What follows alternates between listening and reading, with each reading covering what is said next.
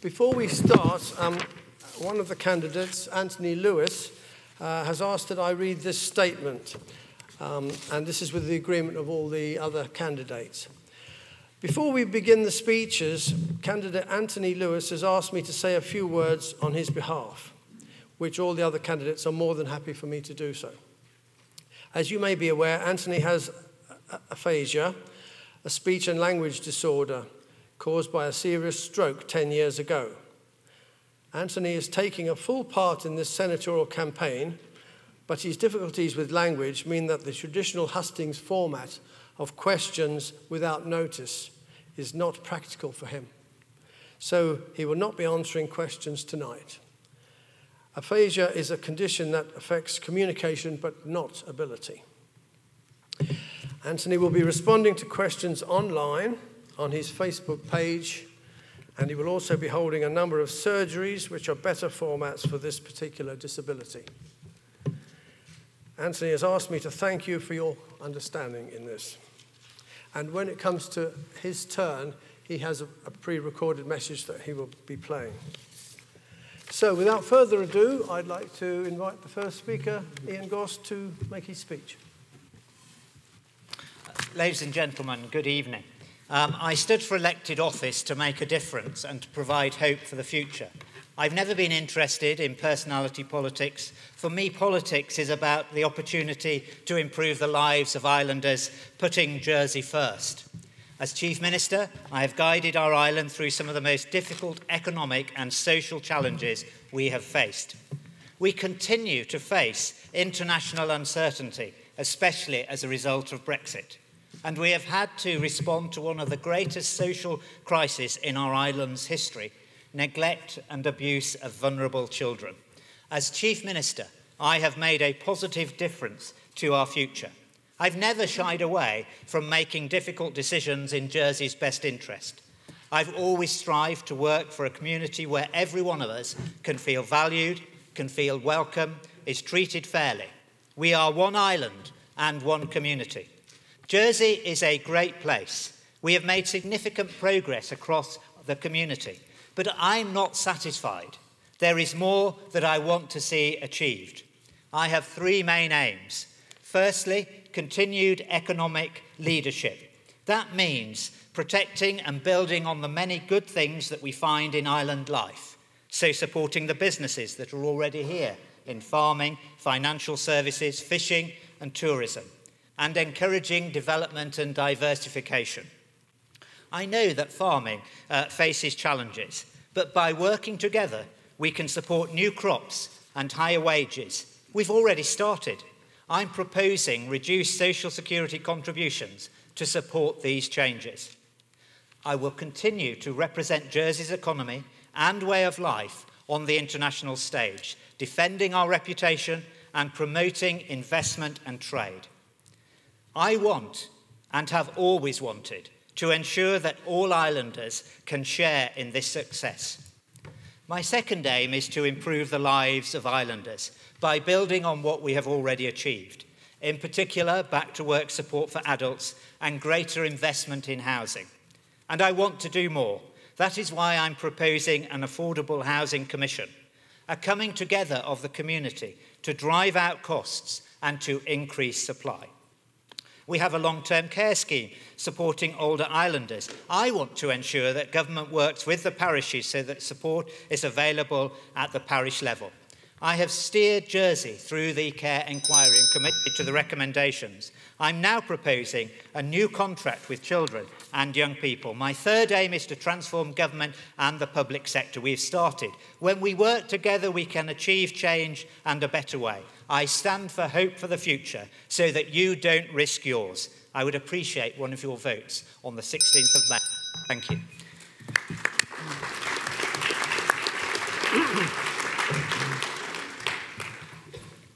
Stevie Ocean. Good evening, ladies and gentlemen. I will be remaining sitting because I'm 6'2", and if I stand up, you can hear me, but I can't hear myself. Let me start with the first point I've made here, that I have certain things that I do want to do. An immigration policy, first of all, and I mean a proper immigration policy from the point of view that we vet people that come into this island properly. This hasn't been done in the past, and unfortunately a lot of people that have come here shouldn't be here at all. That's point number one. Point number two, in housing. The main aim here is for people to stop saying, well, not in my backyard. We live on an island which is 45 square miles. You have to put houses somewhere. And that has got to reach a point now where it's not in my backyard, but it's going to be in your backyard. We have lots of land on this island which can be used for housing. It doesn't destroy or deter from the point of agriculture at all. There are places on this island that remain dormant from 1987 with the greenhouses that were literally blown down during the hurricane, and that land has never been used in many cases. So that point there, health and well-being, I want people to understand that people do go through mental health problems, and for it not to be shied upon, and for people to understand what can be done to help these people, because it can happen to anybody, any one of you here tonight. Also, I don't know if you've been in town, respect for drivers. I've got respect for pedestrians, but have pedestrians got respect for me? I don't think so. When you go into town, you have to dodge pedestrians. They don't cross at designating places, number one, and number two, literally all over the place. And they don't even look when they're crossing the road. Maybe they should be re-educated to the Green Cross Code. I'm serious there. Because, I mean, many times what's happened, and they've started abusing me, well, you don't know where you're going, and they've crossed in front of me and haven't even seen me. On the point of tourism, we can do an awful lot more. There are many, many angles that we can use on tourism. I've been involved in things, as you well know, in Bergerac in the past and things like that. That can be rejuvenated in different ways. It was almost at one point going to happen. I was going to be Bergerac's inspector, but ITV unfortunately shelved it. And finally, we have a unique identity in Jersey, with websites ending with the unique JE. I want to see every business on this island to have that unique identity so the world knows who we are. Jersey's a lovely place to live in. I'm very, very proud to live here. Please vote for me on the 16th of May. Thank you very much. Sam Mezack. Friends, ladies and gentlemen, thank you for joining us tonight for the first hustings of this election campaign. My name is Sam Mezack, and I've been the Deputy for St Helier No. 2 District for the last 4 years, as well as chairing the Reform Jersey Party. I'm standing for Senator because I want to be a part of the next government of Jersey and make a constructive and positive contribution to the running of the island, with my number one focus being on improving the standard of living for islanders, something which I feel has been absent from the government's agenda over this last term. We've all seen the shocking stories in the news about the rise of poverty in Jersey. Over the last decade, earnings have flatlined. Last year, even though the economy grew, the economic standard of living for islanders fell because that economic growth was being fueled by population growth rather than rising productivity. So I ask the question, how is it right or fair that when our economy is growing, that people are still worse off? And that's a question I want to return to throughout this campaign. In short, I think there are two ways we can aim to raise the standard of living for islanders, and these are based on the environment and our economy. Protecting Jersey's environment is the starting point for everything we do. From the water we drink, the food we eat, and the air we breathe, we need Jersey to be a healthy place for all of us. And the government must work to ensure that appropriate standards are in place and that businesses are helped to meet their obligations. We must protect the island that we live on if we hope to have a future on it. On the economy, too many people are working too hard for not enough pay, and it is causing real hardship that should be intolerable in a wealthy society like Jersey. Now, I accept that these two challenges of raising wages and adopting more environmentally friendly practices may appear to be daunting for some of those businesses operating on narrow margins and may make some nervous about the future.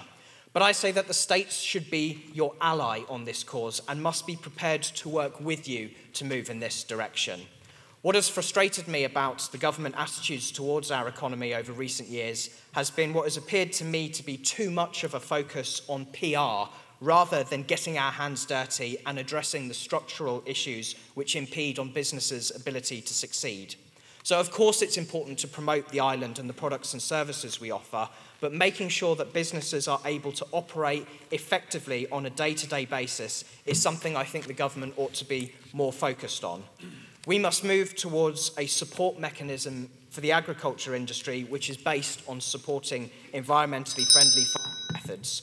We must be clear that we will support Jersey's agriculture industry to continue to be renowned across the world for the quality of its products, but we must add a new aim that we also want to be world renowned for sustainability, regeneration, and environmentally friendly practices. From all of that comes great opportunities to improve the standard of living for everyone in Jersey. Thank you.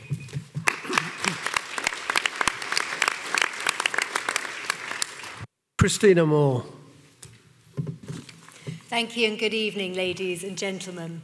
We know from surveys such as My Jersey that islanders value the beauty of our countryside and our coastline. 50% of our land mass is agricultural land, so it's important that we're all here tonight to focus on rural issues. As a dairy farmer's daughter myself, I fully understand the complexities of farming and support this important industry, which provides not one but two internationally renowned ambassadors for the island, the Jersey Royal potato and the cow. For many years, these have contributed to Jersey's reputation for high-quality produce. Tonight, I want to talk to you about a key part of my campaign, joined up thinking. The environment is one of the three key topics that I wish to focus on if I'm elected to join the next Assembly. The other two are the economy and community. In my view, it's essential to be joined up because one impacts upon the other and also one can benefit the other. So people love the island's beauty. They want states members to make decisions that maintain our green fields and spaces, but this can't mean that we simply turn down every planning application. We also know that many people struggle to get on the housing ladder. High housing costs lead to financial hardship because they take up a high percentage of people's total salary, leaving very little left for other costs of living.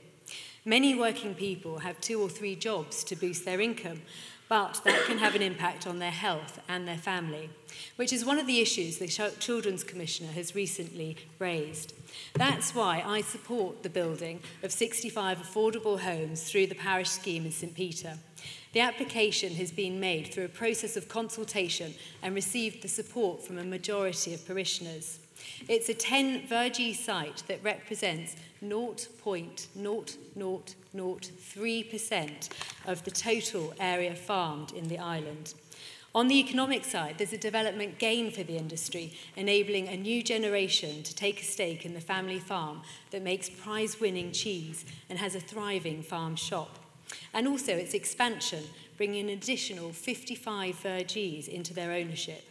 So we return to the issue of the deeper environment, bringing an additional 55, it's never a good idea to read off a screen, is it? There's an additional 55 Vergees coming into the family's ownership. I congratulate farmers for implementing cleaner practices in relation to minimising the use of nitrates, but there's more to do to improve the quality of our water supply, as they have done at Classic Herd by maintaining environmental practices. Representatives of the people, states members, are here to listen and find a way forward, and I promise to do that for you.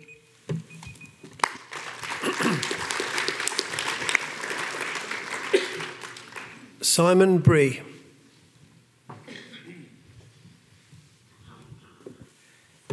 Good evening, ladies and gentlemen. I am Simon Bree. I am proud to be a Jerseyman and honoured to be a deputy for St Clement.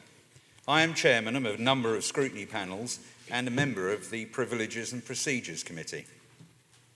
This important election needs to be fought on the major issues affecting this island as a whole, as these have a direct impact on the daily lives of every single islander. Brexit is looming, with its unknown impact on our economy. The population growth over the last few years, if left unchecked and uncontrolled, will have serious consequences on our quality and way of life. That a tenth of the countryside has been taken out of agricultural use this decade shows the potential impact. Jersey's farming industry is going through difficult times with an uncertain future. Aside from what will happen post-Brexit and the availability of a workforce, the fact that 4 dairy farmers are planning to retire, and we are facing possibly the worst Jersey Royal season in 40 years, clearly shows the problems and pressures now facing farmers. The new rural economy strategy fails to recognise the role of farmers as custodians of the land for future generations to come. Farming is more than economics. It is a traditional and vitally important part of island life, and the management of our countryside by farmers should be recognised and supported by government. I am against the wholesale development of greenfield sites, but fully support the parishes in delivering small-scale, affordable home developments, even though it may mean the loss of some green fields. Much sooner these than large-scale developments of concrete and steel. Unless we tackle these issues, our quality of life and our island will change forever. This election offers a real opportunity for change. Politics in Jersey has become polarised. Let us regain the middle ground. Let us recognise that government has a social responsibility and is not some soulless corporate entity. Working together, we can make a real positive difference to the lives of every member of our society. A new generation of politicians is needed who understand the farming industry and its vital importance to the island's economy and prosperity. I believe I have the energy, commitment, knowledge, experience, ability and integrity to serve the best interests of this island and its people in the role of Senator. I would be honoured to receive your vote. Thank you.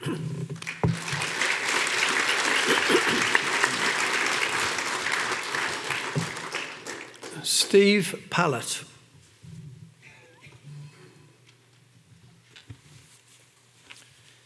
Good evening. I'm Steve Pallett. I'm currently the Constable of St Brellards. Whilst I've never been employed within agriculture, I do have close connections to many in the industry. I'm proud to say that I'm married to a farmer's daughter from St John, and she's here tonight, and I've seen firsthand the hard work and dedication that is required to running a farm and the difficulties that the industry continues to face. At times, Cyril and Markle House can be too focused on statistics. Agriculture may only account for 1.2% of our GVA, but it employs over 1,600 full and part-time staff, and the industry should not be judged purely on productivity alone. It is agriculture that gives Jersey its visual appeal. It is agriculture that attracts thousands of tourists to Jersey each year, and it's agriculture that persuades wealthy individuals to relocate to the island and to invest in our community. We must undertake an assessment to calculate the true value and benefits of our environment, so as to consider what the industry can do to enhance this for award as the custodians of our countryside. The new rural economy strategy sets out to improve collaboration between government and farmers by using LEAF, the Linking Environment and Farming, as a standard for industry. Government must continue to subsidise farming through its rural support scheme, but that should be based both on improved productivity and the protection and enhancement of the environment.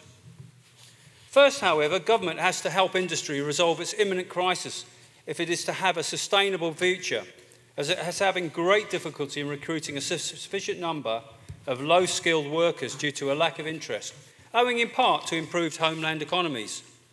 The industry is currently running about 10% short of total number of staff required. To prevent further losses, measures need to be taken now to change the policy on the recruitment of unskilled non-EU manual workers.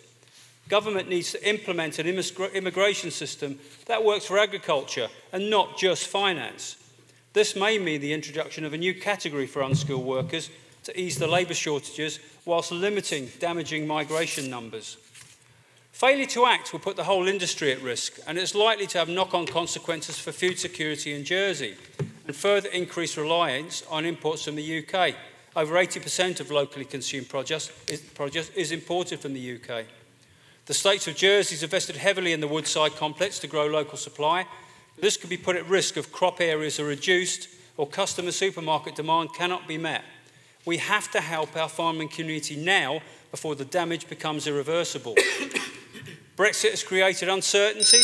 Agriculture must be better consulted, and where possible, the government must lobby to maintain Jersey's favourable free trade agreement with the EU. Finally, I'm keen to see the agricultural sector embrace the countryside access strategy. I think a comprehensive island network is essential, but farmers and landowners will need further funding if we are to achieve this. Please consider me for one of your votes on the 16th of May. Thank you.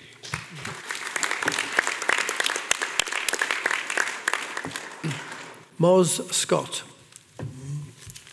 Good evening, everybody. Thank you for being here. Can you hear me okay? Great.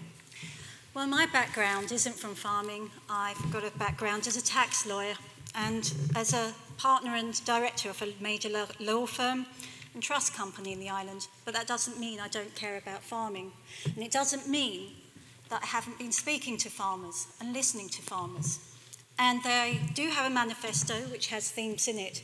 And what I've found is that those themes apply as much to farming, and why wouldn't it? It's the heart of the island, it's the heart of our community.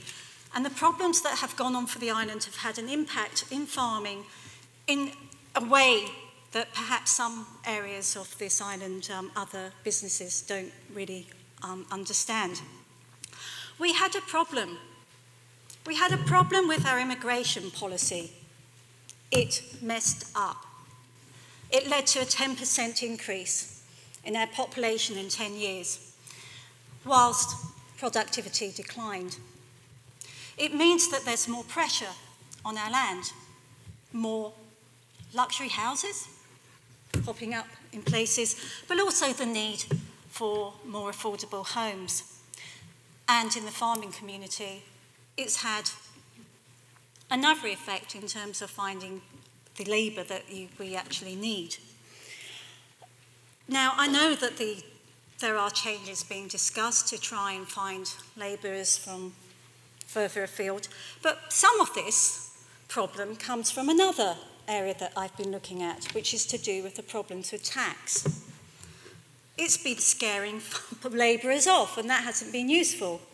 Again, I understand, unlike perhaps the response we found, or some people have found in other government departments, there has at least been a bit of openness in the tax department about how to deal with this. And there are some things which perhaps people question, such as why maybe some people who aren't even from the island are making profits out of farming without paying tax. Then there's the question about UK consultants. Isn't it a great idea to bring them in to sort out local problems? You know, like the UK consultant who came in and advised about slurry storage and when you can and can't put slurry in fields. And I think he might have visited the island once and wasn't really anticipating the weather conditions. What this really comes down to is the actual need to have more of a dialogue between those in the Department of Environment, in Agriculture, the Civil Service, who are actually meant to be coming up with the policies. And I hope, well, I will support that. Thank you.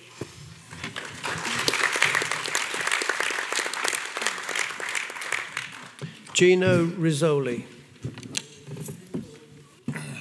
Good evening, everyone. My name is Gino Rizzoli. This is the 5th time I'm back here on the electoral route. And I'm back here again. I'm a businessman, so it's extraordinarily difficult to watch events unfold unnecessarily badly. Now, my background is I was raised on farms. If you like, my parents were smallholders in Italy. So I'm talking to you. You're an intuitive bunch because you understand the natural world. You have an intuition about whether something is right or wrong, and intuition is extremely important. Who am I? I've got two sons, both at university, one heading towards the medical, he's studying psychology, he's going into medicine, the other one is studying at university, Reading, on the environment. So, where are we? It's no good talking about what is wrong. It's very important to gather solutions. And the problem is, when it comes to solutions, political solutions, there is no one field that measures up. You know, if you go and learn about science or physics, that's what you're good at. You know, if you understand health, medicine, that's what you're good at. So this business of politics is not a complicated matter, but it does require some understandings of life. And this is what I can give to you. I've studied how life works for at least 25 years. It's my hobby. So intuitively, I'm able to make very snap decisions on my abilities to understand life. Now, there are so many issues. I mean, I've had the bell now. How can I condense 25 years of experience into 3 minutes of speech? Now, it's quite tricky, but I want your vote because I absolutely know how to bring this island together and work together. Look at my material on Vote JE. I'm going to have to stop you there. And other material that is in the public domain. And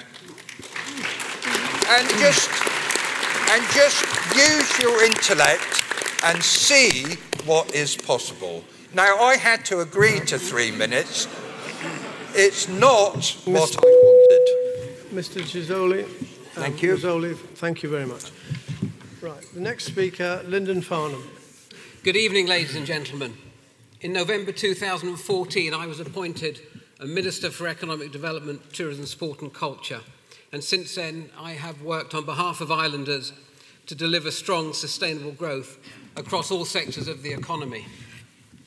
Over the last 3.5 years, I have learnt a great deal about the agricultural sector, as I have got to know many of you in the farming community. And this has helped me to build a solid understanding of the issues, the challenges and opportunities that lie ahead. Now, whilst we cannot do anything about the weather, the States can assist when the going gets tough. And the States is currently working with the industry to provide assistance following the recent atrocious weather. I'm acutely aware of the challenges facing the industry in relation to staff and the difficulty in attracting good people from Europe. I am sure you will understand that the reasons are more of a geopolitical nature. Nevertheless, we must do what we can to ensure an adequate flow of personnel, and I am sure that the proposed population policy, which has been lodged for debate later this year, will provide some solutions towards that aim. Excuse me. The drive from a minimum wage to a living wage is currently underway and is, in my view, unstoppable. And I have to say that I do support the direction of travel. There is a caveat, however, and that caveat is that we allow an appropriate amount of time for the transition to a living wage, and if necessary, provide assistance to the sector to achieve this without damage to the rural economy. Time has not permitted me to cover everything in my short introduction this evening, but based on the very frank discussions I have had with many farmers during my term of office, I am now most certainly better, if I can be so bold as to say, informed and better qualified to continue to represent the industry as a states member. Ladies and gentlemen, Jersey is in good shape, with strong foundations, and we need to keep it that way. To do that, we will need to elect serious people with positive vision, highly experienced people who are deeply committed to attaining that goal.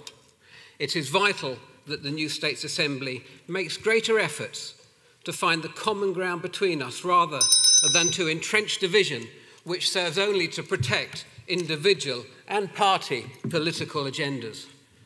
The people we represent deserve and demand that we, as an Assembly, become more decisive, more proactive and more confident moving forward. And I ask you, please, to bear that in mind when you cast your vote on May the 16th. Thank you.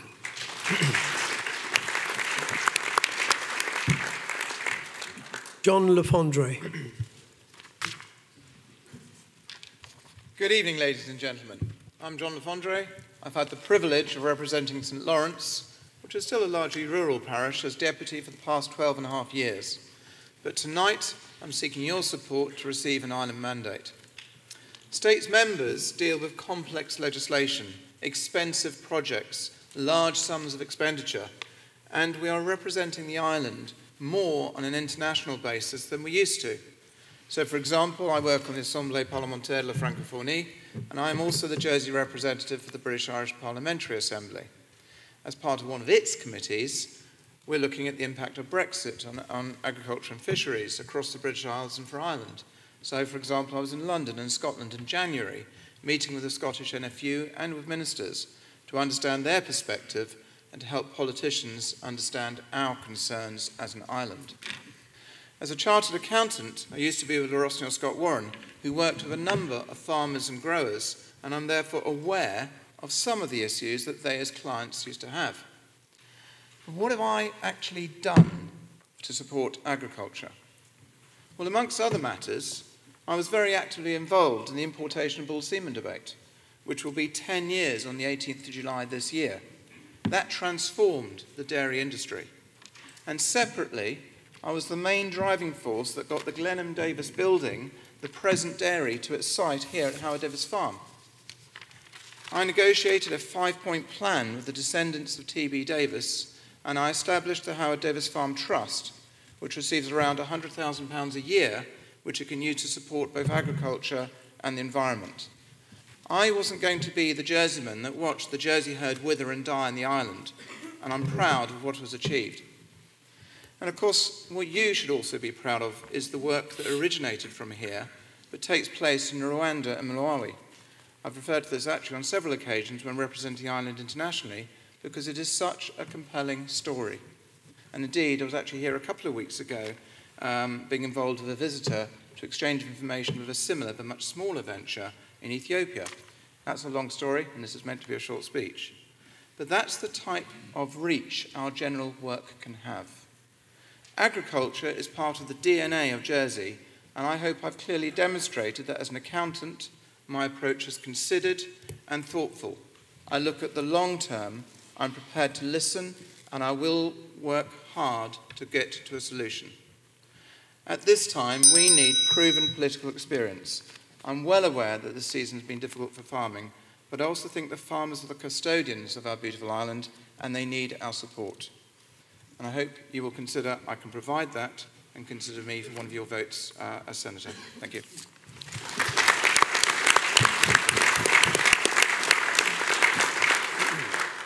Frank Luce.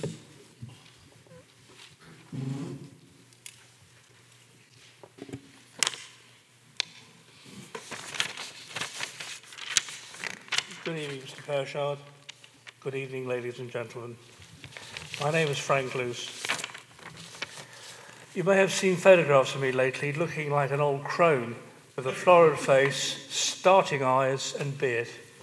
My spin doctor was unhappy, my PR guru was edgy, and my appearance consultant brought over from the UK at great expense to me, would hardly talk over a state's credit card.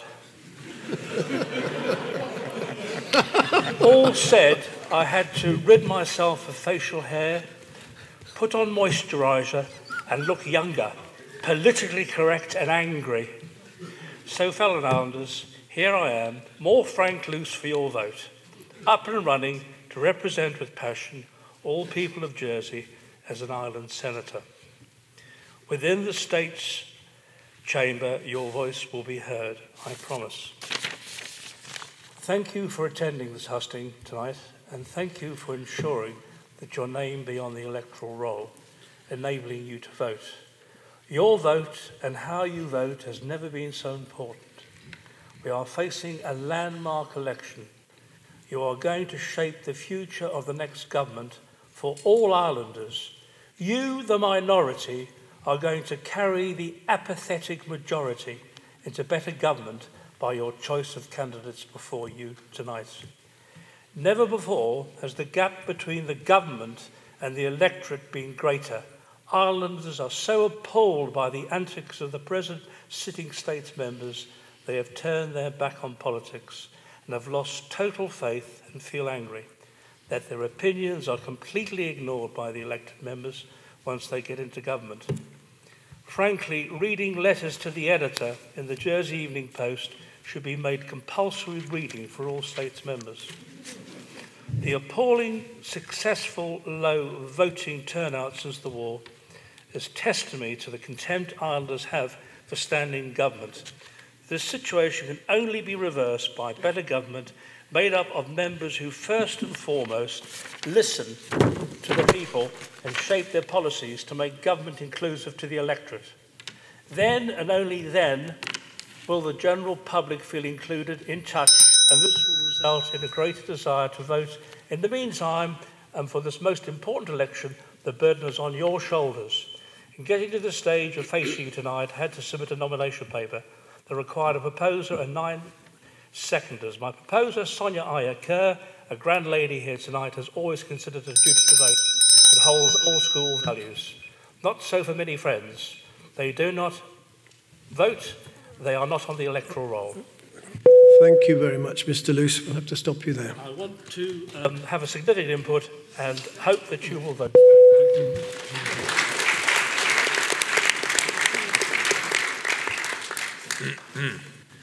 Gordon Troy. Good evening, everyone. My name's Gordon George Troy. I've used my middle name because Senator George Troy stood many years ago. He became senator, he was a famous stevedore, and of course he floated channel television here in the island. And we originally are immigrants from Ireland. We came here in 1851 because it was a bad year for spuds.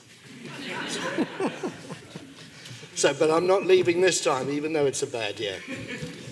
So I'm passionate about my island, and there's some things that I really want to put a lot of effort into.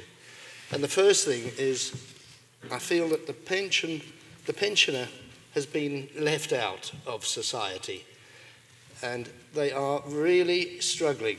Now, we've heard about originally the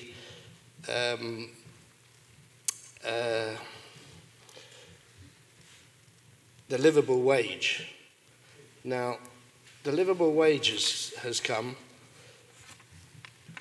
or is on its way, but have we heard about the livable pension? We haven't. It's a word you just haven't heard. And this is a word that I want to travel with and bring some satisfaction and some pleasure to the aged who have developed our society here in Jersey, and who we should all be grateful for, because they've gone before us and made Jersey exactly what it is. And that's the first thing I'd like to do. And one thing that has seriously hit the pensioner, which made me want to stand before, was when GST was introduced, because it was a pay cut for the pensioner. It was a pay cut for the poor. And it was a pay cut for all islanders, but some of the community, it hit more. And there's rumours, there's a sniff in the air that it might go up again. Well, I will fight not to have any increases in any taxes for this island, because we need to build the economy so that people naturally pay more tax, not government charging people more tax. So that's one situation that I'm very, the reason I'm standing. And secondly, it's Brexit. We've had good news today. Senator Valois has announced that we've got bilateral investment treaties so that we can negotiate our own way. And thank you very much. I hope I have your vote.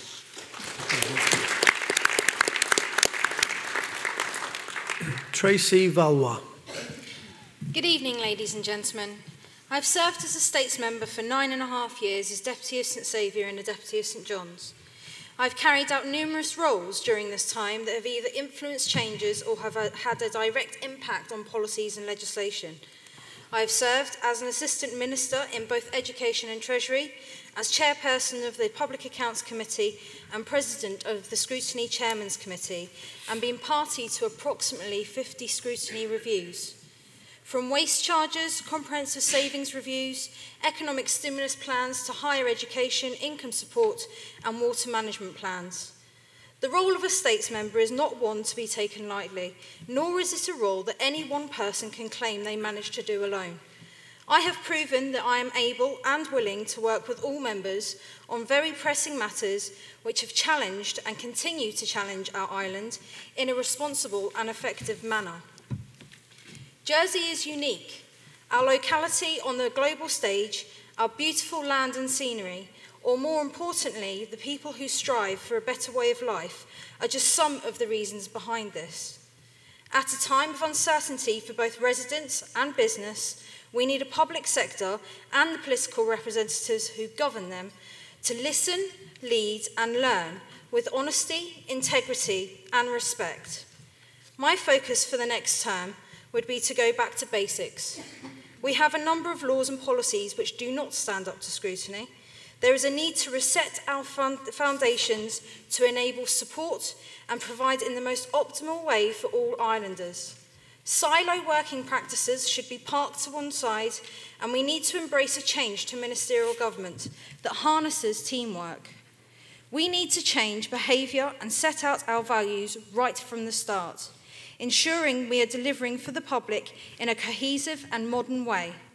Opportunities for diversification are plenty if we provide the correct frameworks for people to thrive. Our personal tax system needs to address the role of allowances against direct funding, consider seasonal workers' ability to pay, and join up with the system of income support to assess the impact and functioning of both systems for in-work benefits. Agriculture feeds the nation. It's not just an appropriate level of funding that is required for agriculture. There are serious concerns around accessibility of labour, actual political commitment after the elections, and coming up against barriers in the public sector when trying to diversify or even continue in their roles. I have the tenacity, drive and willingness to get the ball rolling on many of these issues, and I want to do it in partnership with you, the people of Jersey. Please consider me for one of your votes on the 16th of May.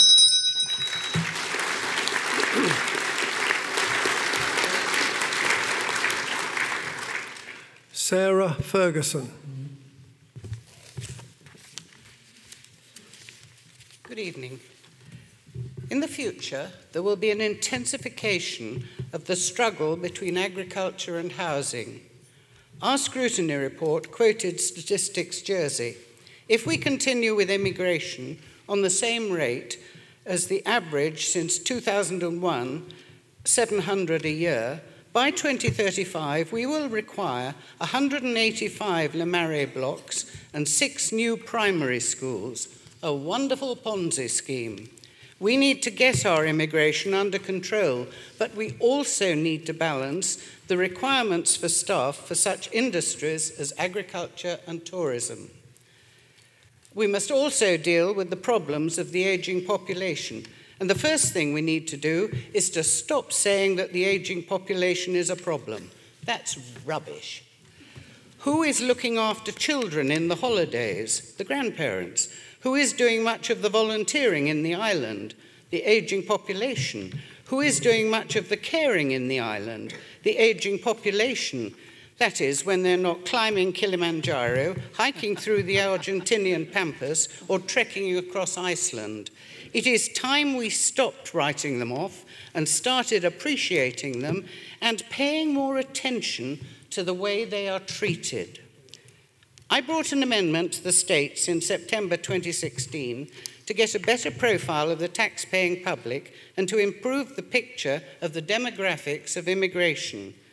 The Council of Ministers did not support this, but the Tax Department has started to investigate the information which we need urgently.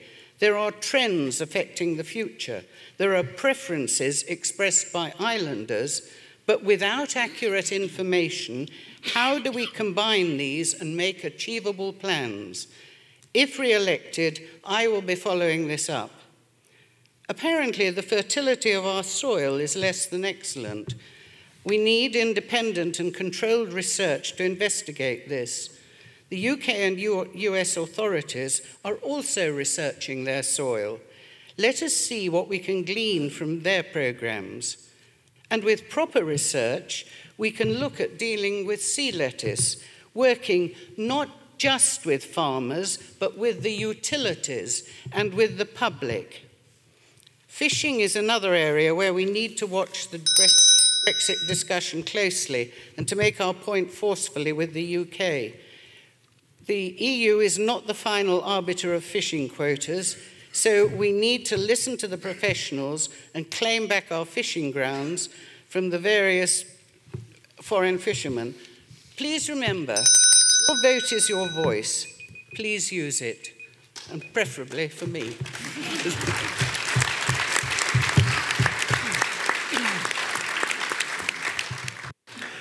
Phil McGuire.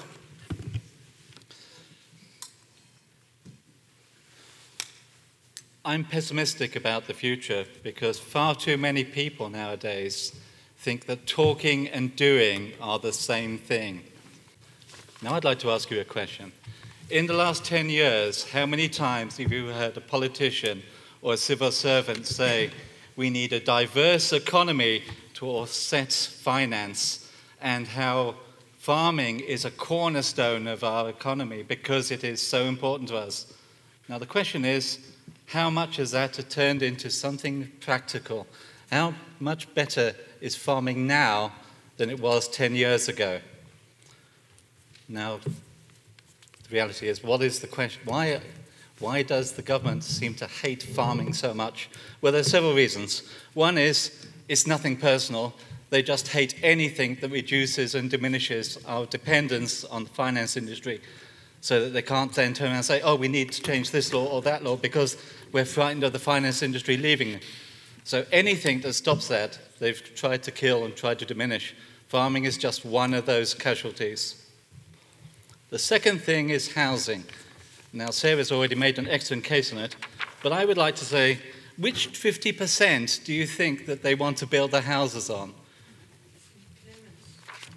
St. Clements, yes, which I'm from, so I can certainly talk about that.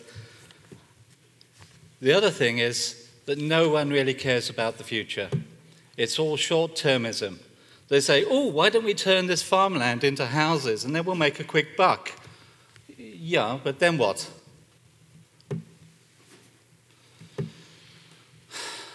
So what are we going to do about this? Well, I think it's about time we started informing politicians that we matter, that the island matters, that we need a respect for the soil that we depend upon.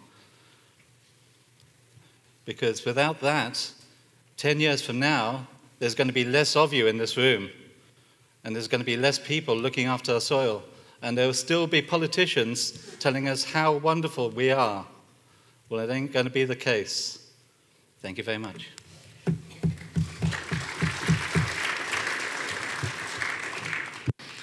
Gerard Baudin. Thank you, Mr. Chairman. Ladies and gentlemen, thank you for coming. I'm Gerard Baudin. My family has farmed in Jersey for generations. In fact, I still live on the farm where I was born. After leaving school, I went into engineering. I ran my own business from 1975, but eased that back following my father's death in 1984 when I ran the farm myself.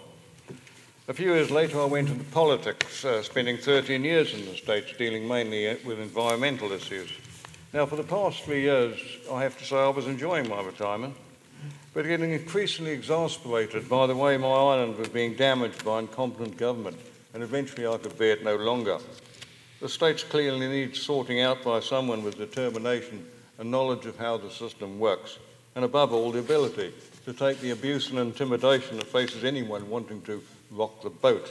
And so here I am. Now, some candidates will give you their views on a range of issues, the economy, housing, education, agriculture, immigration, and how their policies will bring about a shiny new state where politicians listen to the public and spending is under control. Well, I'd like to wish them luck, but that would be disingenuous, because all those promises and vague references to change are meaningless, because they can't be delivered under our present system. I actually feel sorry for the candidates who believe the States is a polite debating chamber where their views will make a difference. Are they in for a surprise? You need to be tough and determined to survive in there. Otherwise, you'll simply be told to sit down and shut up.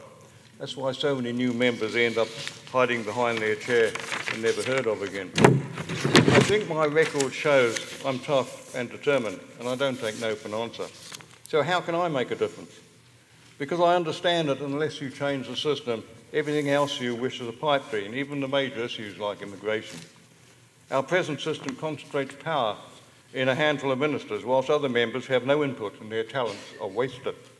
We have to change the system to a more inclusive and accountable one where ministers and scrutiny are on the same team.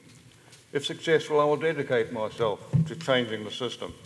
But without change, all the other things we discuss are never going to be delivered. But I can't achieve change on my own. I need your help.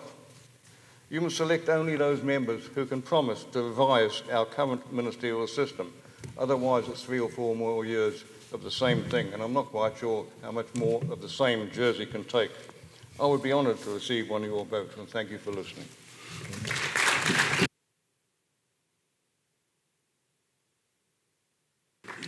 And now Anthony Lewis. You have never seen a candidate like me before. I am different. I have a different campaign and a different voice, but different is what Jersey needs. My stroke has left me disabled, but it has given me courage, determination and new insight. I will represent those who, like me, don't have a voice. Not just the disabled, but everyone who feels that today's politicians don't speak for them. What is the future for Jersey? Where do we want to go? My focus includes the environment, equality, and community. We need to improve the community of Jersey. We need to improve the environment. It will cost money, but it is an investment for my children and your children. There is no clear voice for the environment in the current states. Equality. I bring a new perspective, one formed by both success and hardship. I believe mental health provision must be higher up the political agenda, more understanding and reduced stigma. Where we see inequality and stigma in Jersey, it should be fought. I believe that the most marginalized and downtrodden members of our society have something to contribute. From the inmate at Lamoille to the homeless man in the parade, we all have insights and abilities to help make Jersey a better place to live. The different communities in Jersey, everyone has skills and talents. Everyone. We need a system that allows those talents to flourish. The first step is to break down our own inbuilt stigmas. That is a role of education and defining common goals. Our children and their schooling hold the key. It is then identifying those abilities and channeling them where they are most needed. We need more social enterprises to create businesses and programs that build on our social capital, like my campaign headquarters, the Beresford Street Kitchen. Communities working together makes us all stronger, and it starts at school. We also need greater recognition of support. The voluntary sector. With more effort from the states, we can better coordinate the work that charities do. Farming. It has to be supported to protect our countryside and rural traditions. But it has to have a long-term future. More states' investment to research maintaining soil and water quality and viable crops. We need to break down barriers and improve understanding between town and country. We are one island. Why not a farm school in St. Helier? I will be the first person with aphasia to stand for the states. I appreciate that makes me different. If you believe in these things too, then vote for me, and together, we can make a change. Thank you.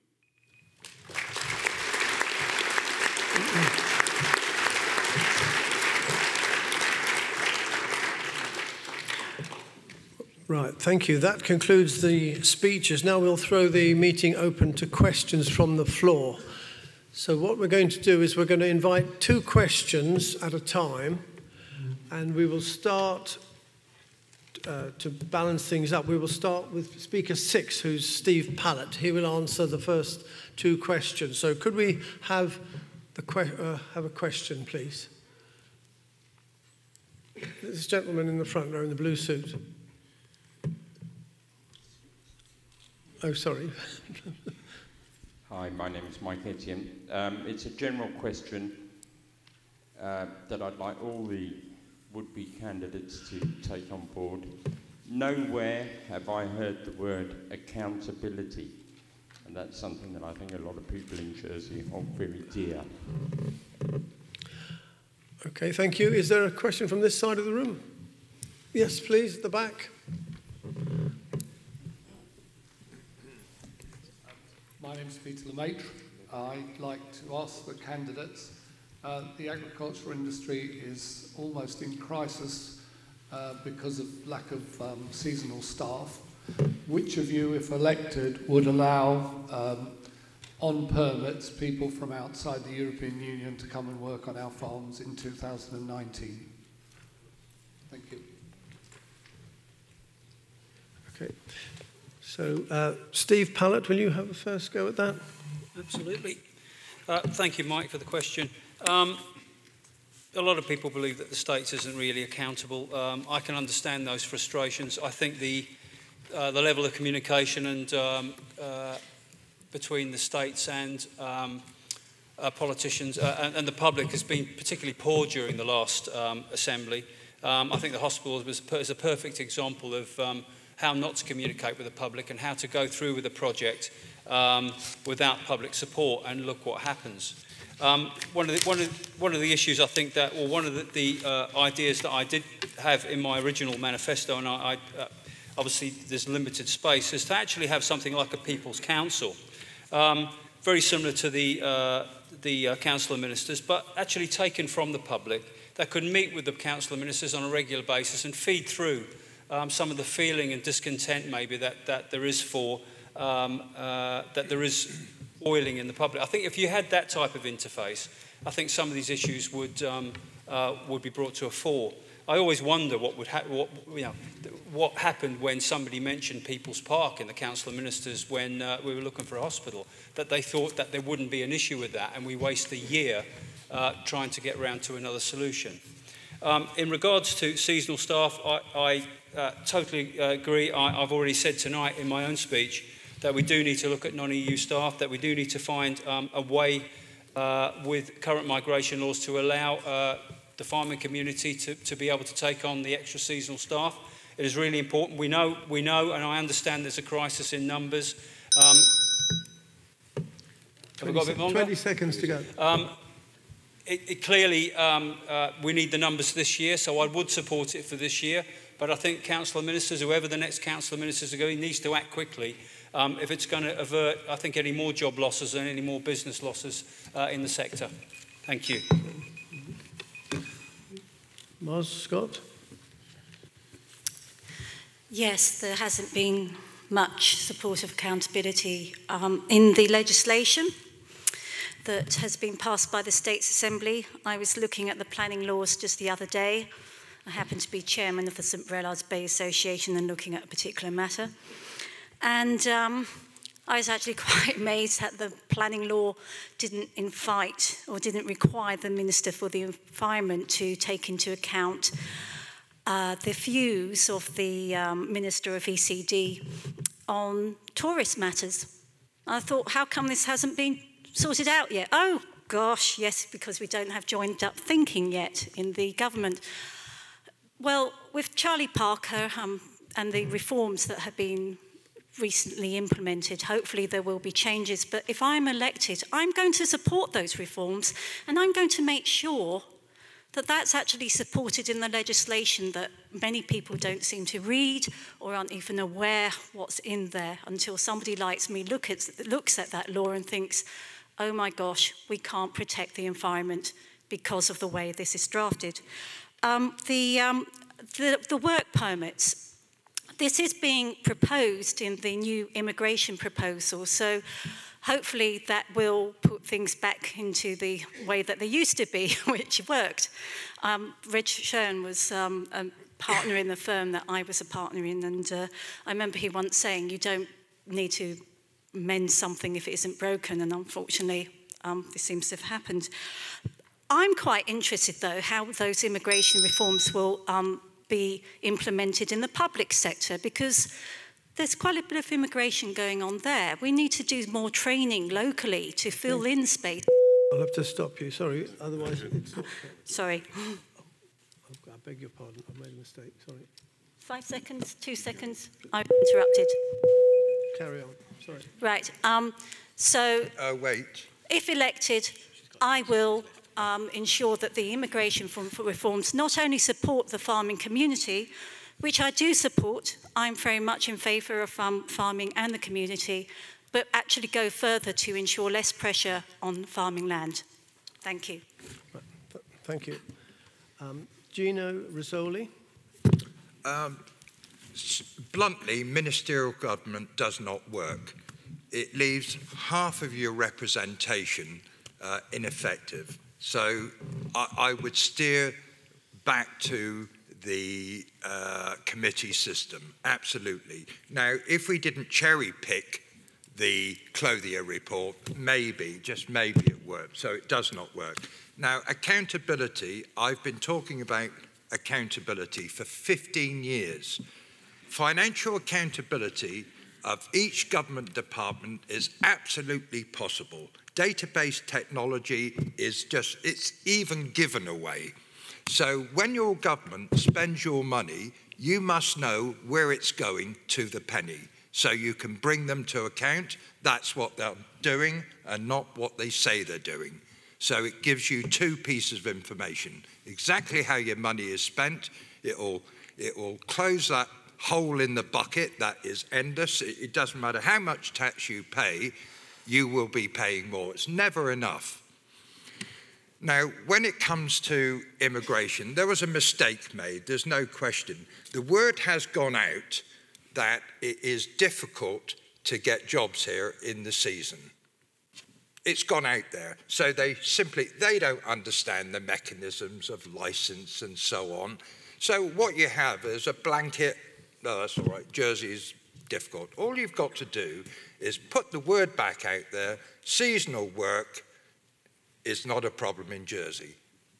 You've got your growers. Thank you. Thank you. Thank you. Yes, I do agree that we need to show more accountability. For what it's worth, I try to be as accountable as possible. I take my responsibilities extremely seriously, and I try to exercise good judgment and diligence in my duties. But I do know that the government and the states do seem to lack empathy at times, and I alluded to it in my opening speech. where I said we needed to act far more inclusively and put individual political and party political agendas to one side. The state is your party. We should represent the whole island.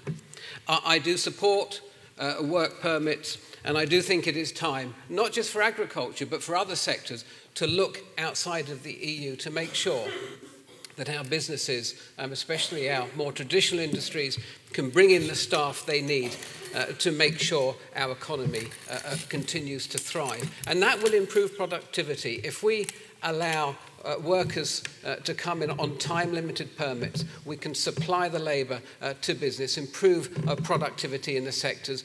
And tourism, for example, is already growing into the shoulder months, and we can do this without having excuse me, a long-term and negative impact on our population.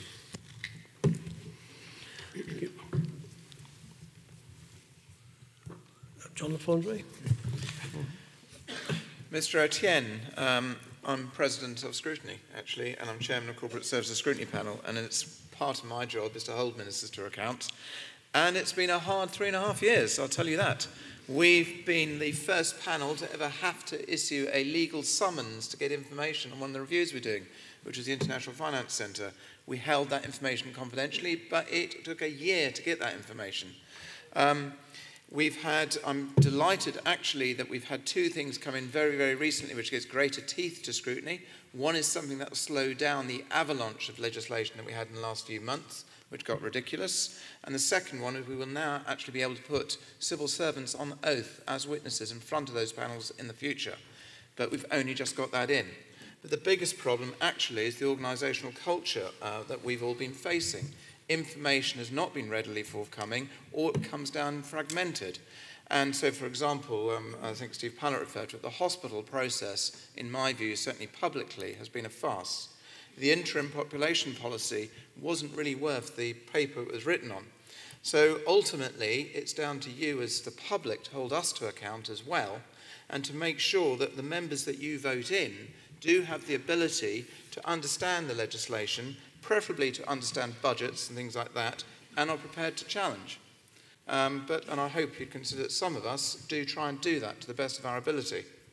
To deal with Mr. Lemaitre, the two key messages I've had in terms of agriculture, farmers want a level playing field, and actually one of the big things that's coming out comes out across industries is lack of communication, in this instance between agriculture and politicians. To answer your question directly, yes, I would support people from outside the EU coming in on a work permit basis. Thank you. Frank Luce.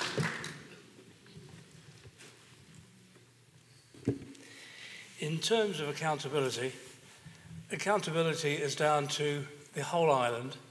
The politicians are there elected by the people, and they should listen to the people and not themselves and go into a huddle and ignore the general public of the island.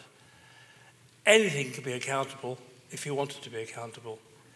Unfortunately, there are cliques and little groups within the states who have their own agenda, which is not part of the agenda of other members of the states.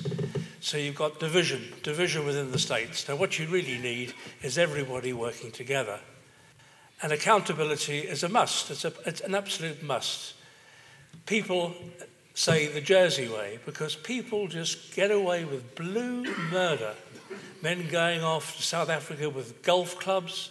I mean, it's absolutely absurd, it really is. And if you want accountability, you can have it. The people of Jersey want accountability, and now is the time with this election to put in people who will do what they say. It's up to you. You have the vote. You can put in the people that you believe will do what you want them to do. After all, they're there for you. You have elected them, and they should be representing you. In terms of the farming industry, work permits, I think, are a must. There should be an incentive to people coming to the island to work in the island. And that incentive can be in terms of, as it was in the old days, with the French, And latterly the Portuguese, when they came to the island, they never brought their children, they never brought their wives. They were here for 6 months. Mr. Luce, you've overrun. Really, I think you must give the people coming here an opportunity to make some money in the 6 months they're here. Sorry. Thank you. Right. Gordon George Troy. Hi, I'm very up with you on this accountability. The hospital, I've just wondered how, when you've got government have approved a site to be built on, and you've got planning, which is government, then says you can't build this. It is just absolute nonsense, and the money that was wasted in the process, which is taxpayers' money, why didn't they just have a senior person from the department that worked with whoever was developing the hospital so that some agreement could be worked out properly? Not a denial, you can't build this, it's too high, or why didn't they tell them what height it should be?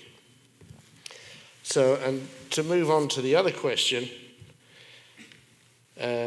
yes, labour resources. All businesses, they rely on the people they serve and the people that work for them. And we've just got to provide the right labour forces for all the industries. And it doesn't matter which one it is, and it doesn't matter whether the people come from outside. We've been immigrants for thousands of years coming here, and we've just got to manage the system so that people can get here, do their work, and if they need to go back, get them back. And if we want them to stay, we've got to provide the right conditions for them to stay and become long-term residents. So that's all I have to say on it. Thank you. Tracy Valois. Thank you. In terms of accountability, it's a very difficult one because 9.5 years I've spent 7 of those in scrutiny, whereby holding people to account is probably one of the toughest and most difficult issues to deal with. I'll start from in terms of the public service, because we have what you would basically expect in a normal business in terms of performance expectations and all those types of things that you have these days. We're just not there. And our HR policies are working in the 70s and 80s system. And then conjoined with that is the ministerial government system that we have, in terms of you have a minister that is constantly firefighting. They're on their own. They don't necessarily have the political support to do all of the work that is required and necessary to actually hold their own officers to account. And then it becomes a match between scrutiny and ministerial side of things, and it shouldn't be the case. We should be working much more closely together and supporting each other to do the right thing for the island. In terms of the work permits for seasonal workers, I absolutely agree that there should be a permit-based system, but I believe it should possibly be on an individual basis rather than based on business supply, and base it on demand and supply in a fair and proportionate manner.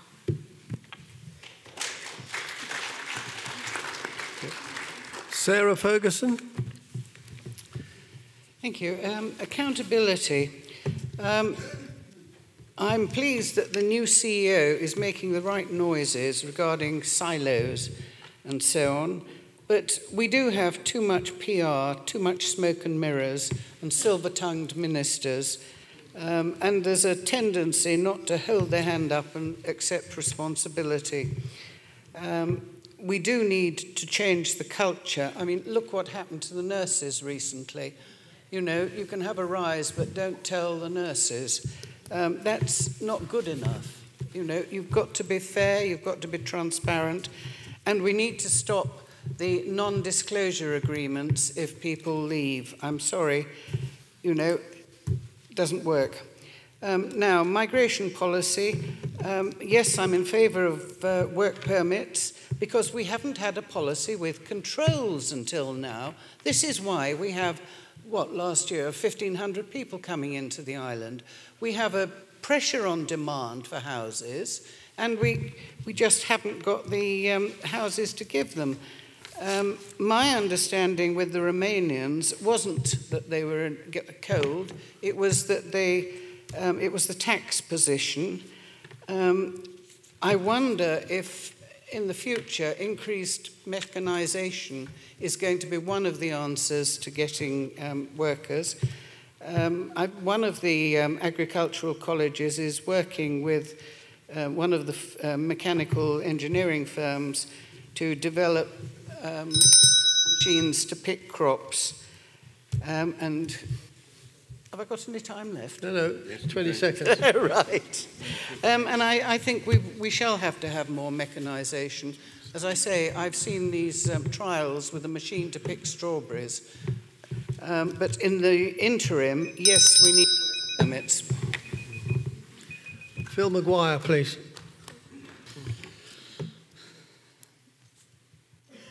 I think we need two things to improve accountability. One is transparency. There's some stuff online, but try and find it, and it's not all there.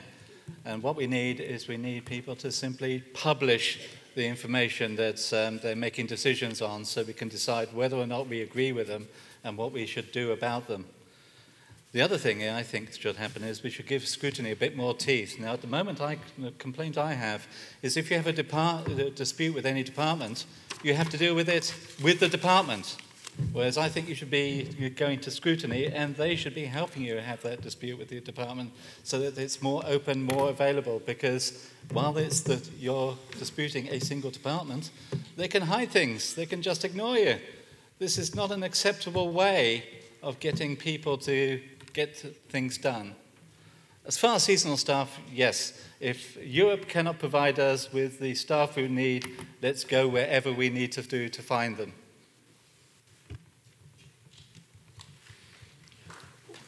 And finally, Gerard Baudin. Thank you. If I could address, I think it was Mr. Lemaitre's question on seasonal staff first. Well, we used to have, as you all know, French staff, then Irish, Portuguese, Polish, now Romanian. But of course, as other countries' economies improve, and so their employment improves, and the people that would normally be coming to us find work back at home and tend not to come here. Yes, we need to import staff. I'm not overly bothered where they come from, just as long as it is controlled, because everybody knows we don't have an immigration policy at the moment. I would like it, as far as farm workers and tourism workers are concerned, that it would turn to the system we used to have of the, I think it was 9 months working permits. The gentleman hasn't heard the word accountability. That's not unusual because it doesn't exist in the States at the moment. And it's about to get worse because the States have just approved a proposition where the Council of Ministers now becomes a sort of bucket shop where ministers are accountable basically to no one. In other words, if you want to ask the health minister what's happening at the hospital, he'll turn around and say, well, not me, mate, it was the education minister last week. You just can't, unless you change the system, accountability will not exist.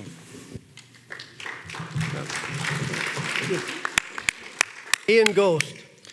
Thank you. Yeah, accountability is extremely important, and Deputy Fondre talked about the changes that he'd made to scrutiny to deliver better accountability. I also asked the states to make changes to the civil service so that now we have one accountable officer with functions delegated down so that we can all know who is accountable and who is responsible for what decision. And I also asked the states to make some changes to the ministerial system as well.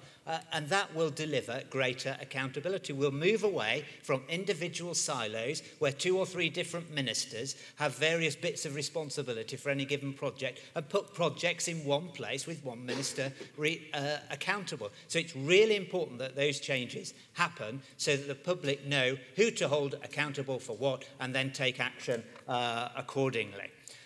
The work permits for the problems that farming is facing is extremely important, and there currently is a proposal before the Home Affairs Minister to look at some of those work permits. Peter, you know, we have met and discussed this on a couple of occasions. I am absolutely supportive of us going outside of Europe to bring in labour on a visa basis. It will be more bureaucratic, but that is a price that we'll have to pay. It is ultimately, I think, where we will end up post-Brexit will be moving to a work permit scheme. The challenge for us is that, yes, we'll do that for agriculture because it will provide your labour needs, but we also need to look at some of the underlying issues of why we're struggling this season more than others to get labour. And I spoke to the Romanian ambassador about some of those issues, and we've had a good conversation about those, and we need to support you to address those as well. That's why I'm talking about social security contribution reductions as well. But the migration policy is another issue, and I think that's also going to help if we can work with businesses to deliver the labour that they need. Stevie Ocean. Royal accountability, where somebody's got to step up to the plate and say, I did this. I'm going to give you a classic example here. £200,000 of your money was used on a so-called film situation where no contract was signed, no research was done. As a member of Equity in the UK, and I have been for many, many years, I have privy information about the person who actually was behind that, and he was a convicted fraudster. Accountability, I actually went after that person. I'm not mentioning any names, obviously, but I will tell you one thing. I actually went after him and said, you better work out a payment plan to pay that money back, because after all, you have done this with public money and you haven't done any research. On the point of agriculture, first of all, I believe that our milk is the best milk on the planet, and that's a fact. I love Jersey milk, I really do. When it comes to the work permit situation, the agriculture is the lifeblood of this island, and it shouldn't die and have the problems it does. Yes, we do have to get work permits from outside the EU. I fully support that. And obviously, we've got to get more people out on this island to actually integrate into tourism, into agriculture. This is a very important fact, and as far as that is concerned, I will support that in every way possible. Thank you very much. Sam Mezack. On seasonal work permits, obviously the first priority of the state should be to get people who are already on the island and unemployed back into work. But where there is a demonstrable need for seasonal workers, then of course we should be prepared to look overseas for that and make sure that we have appropriate arrangements in place. I had a conversation with people in the hospitality industry who outlined why non-EU workers can actually be a good thing, because with different parts of the world having their seasons at different times, you can actually have arrangements with businesses in other countries so workers can sort of chase the season there. But no matter where a worker is from, they must be treated with dignity and compassion in work and given decent working terms and conditions. On accountability, it is absolutely fundamental to democracy that those in power are able to be held to account for their decisions, and we do have a problem in Jersey. All you have to do is read the report that was produced by Kevin Keane, who described the ultra-conservative culture there is in the civil service, where it is routine for senior civil servants to pass the buck, to come up with reasons or excuses for why they can't deliver something, to keep their heads down and make their job indispensable. And I think this isn't helped by the political system we have, where ministers often get dropped into a portfolio where they have no expertise, and they are dependent on their civil servant to get them re-elected, and the civil servant wants them re-elected so they can keep on with their job in future. But the solution to this is down to you. You have to elect people who you think will have the courage of their convictions to stand up to those civil servants. And I currently don't think we have that. And the example of the civil servants flying £13,000 to South Africa is, I think, the real example of that. So I ask you to ask yourself the question, are those who have been in charge for the past 6 years the best people to deliver the change that we need and that change in culture? I don't think they are, and that's why I think we need new... Thank you. Christina Moore. Thank you. As it's been mentioned, the area of Home Affairs and Customs and Immigration have been part of my responsibilities over the past 3.5 years.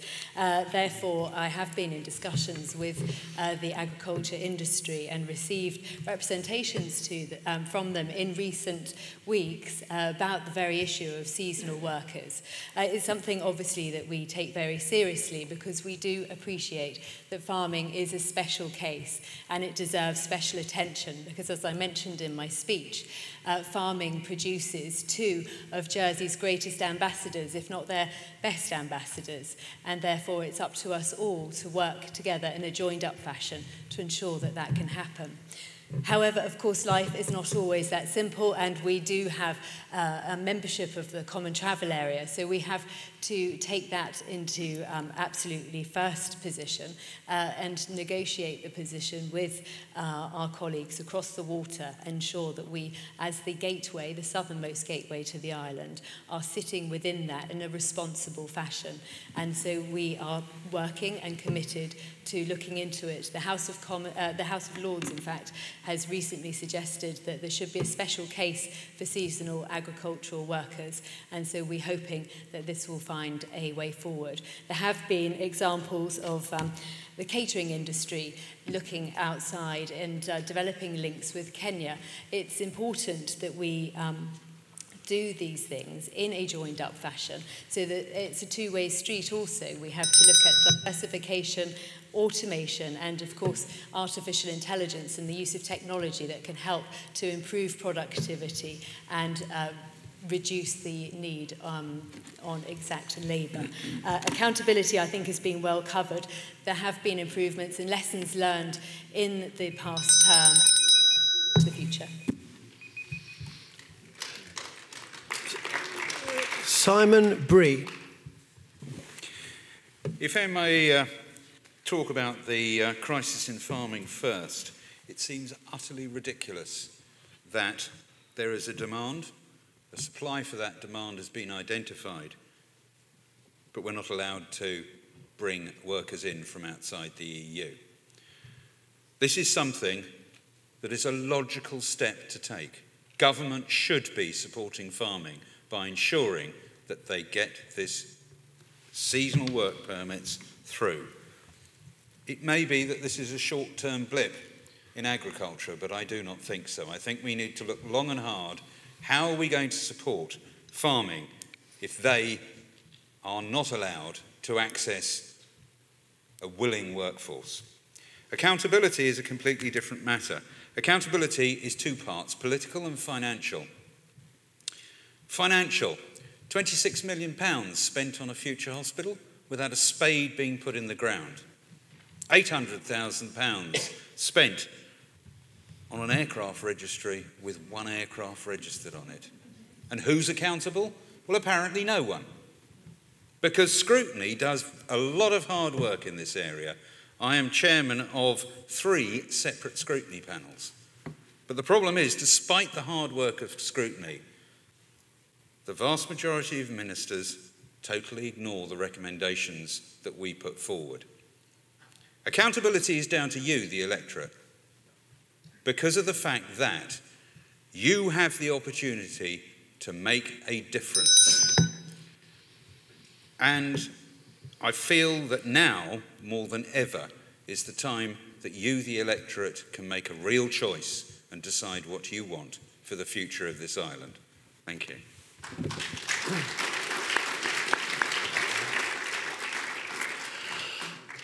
Right, can we invite 2 further questions, please? And can you make the questions relating to farming and the rural environment, please? This is a rural hustings. The gentleman at the back with the specs. Yeah, you, sir.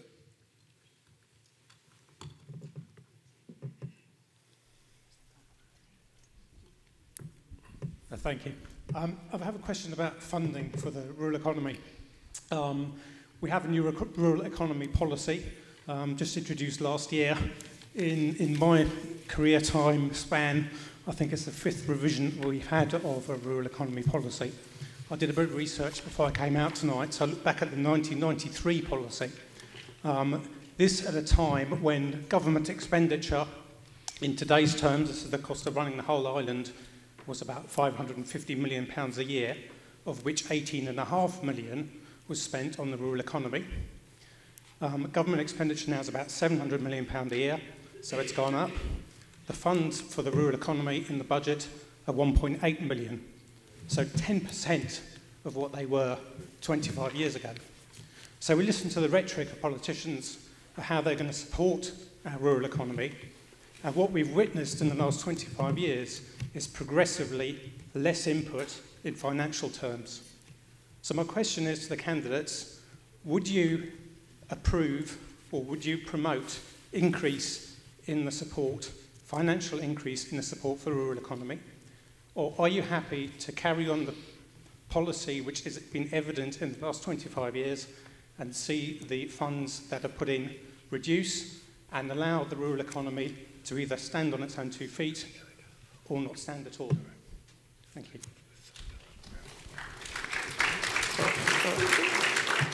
I've got questions this side of the room. There's 2 of you at the back there, so perhaps the... Yes, okay, you, sir. Thank you. I've only been here 53 years of my 54 years, so I'm a bit of a newbie. But just agriculture, in those 53 years, no new products, no new anything has been brought to market. We should have, or we do have, an environmental and an agency that is supposed to promote farming. What's it been doing for the last 50 years? You know, would you people who we're going to elect, what would you do about actually getting these people who are being paid vast sums of money as civil servants who haven't produced anything but the demise of an agricultural industry? Okay, thank you for the question. Now we're going to move on, and we'll start with Gordon George Troy, please, first. Regarding funding for the farming industry, I think what has happened over the years is a lot of support has been lost from farmers because the number of farmers themselves have become fewer and fewer. Farms have got into colossal large farms from small holdings. And again, it's a bit like the pensioners, become a kind of forgotten industry that's parked up. And I think if there is funding to be increased, it should be with a view that something, or something like the gentleman said, some new product could be brought to market. Because we've got 2 great brands, the cow and the potato, but there is nothing new to come out from the industry itself. So I think funding would be made available if the industry can be creative enough and bring itself forward with product. The second question was actually, I couldn't quite make out because it was more of a talk than a question. So could you just tell me in one line what the question was? Sorry? Well, that's exactly what I've said as well. There's no new product to come out of farming.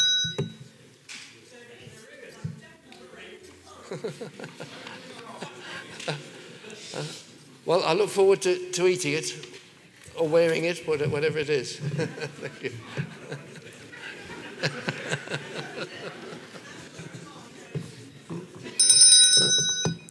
Tracy Valois. Thank you for your questions. I'll try and wrap the 2 questions up into one answer.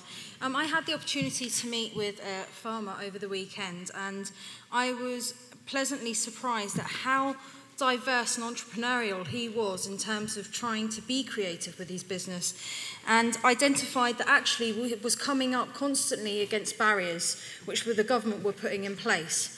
And I think our job is not necessarily to produce a big document that suggests lots of nice words, but what we should be doing is giving key action points, key reasons as to how we're going to support.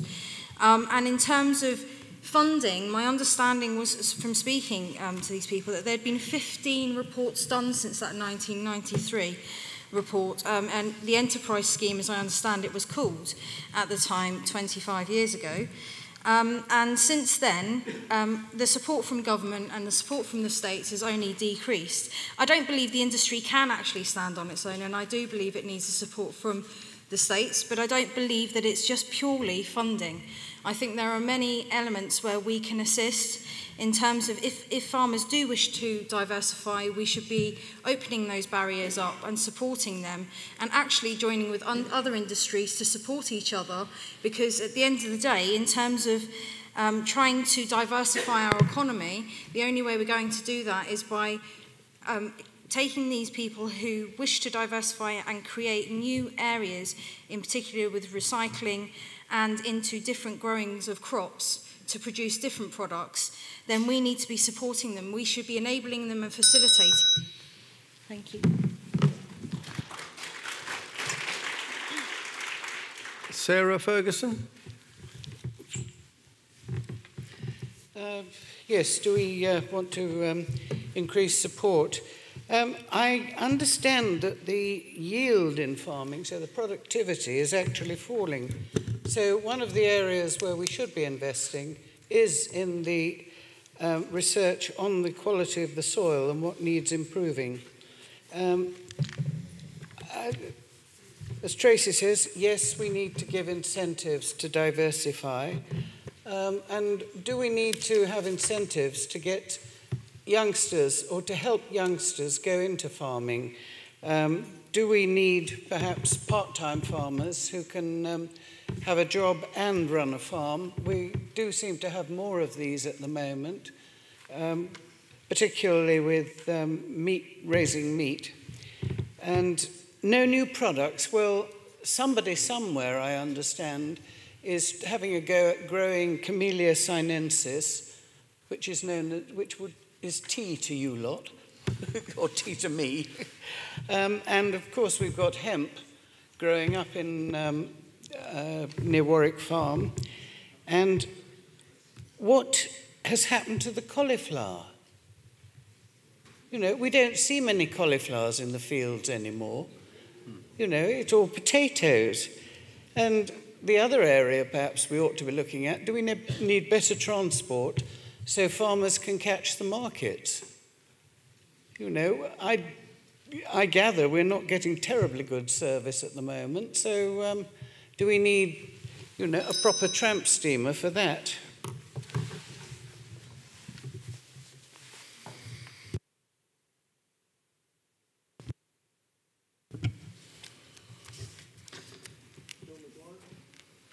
Thank you. Phil McGuire.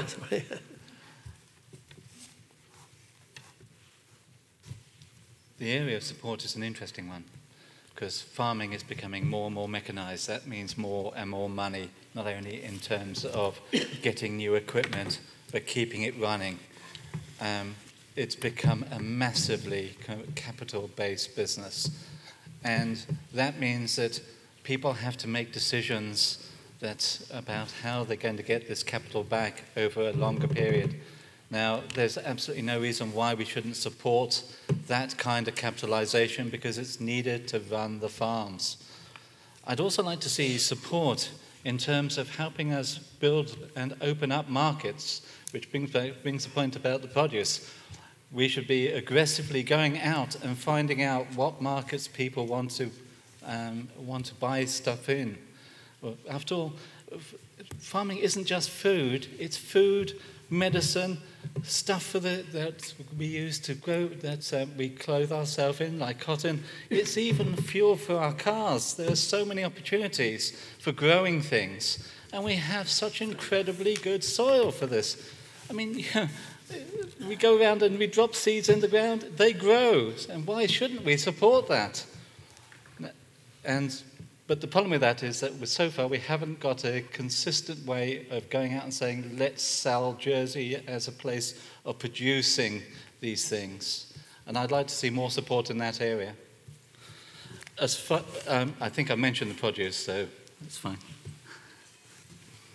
Gerard Baudin. Thank you. Well, when it comes to growing things, we certainly know how to grow the population. Anyway.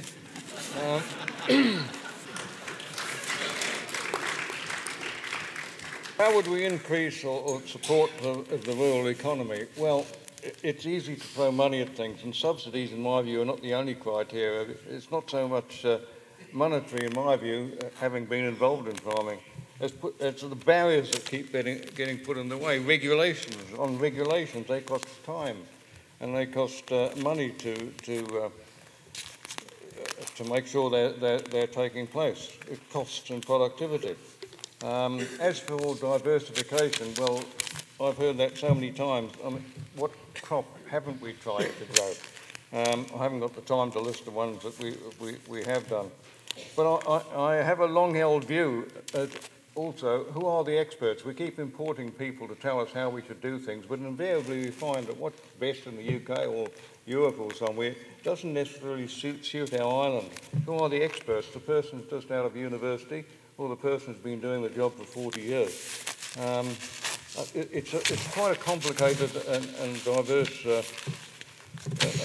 issue, and just putting money more. I understand that there's been a reduction in the support, and if we can increase it and the economy allows, we should do that.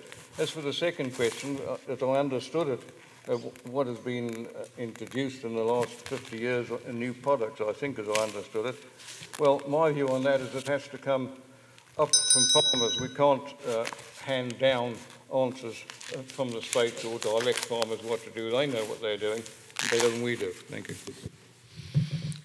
Ian Gorst. Thank you for the question. You're right, the rural economy strategy maintained the funding basically flat throughout the period to 19, and Senator Farnum fought to keep it flat rather than having it cut.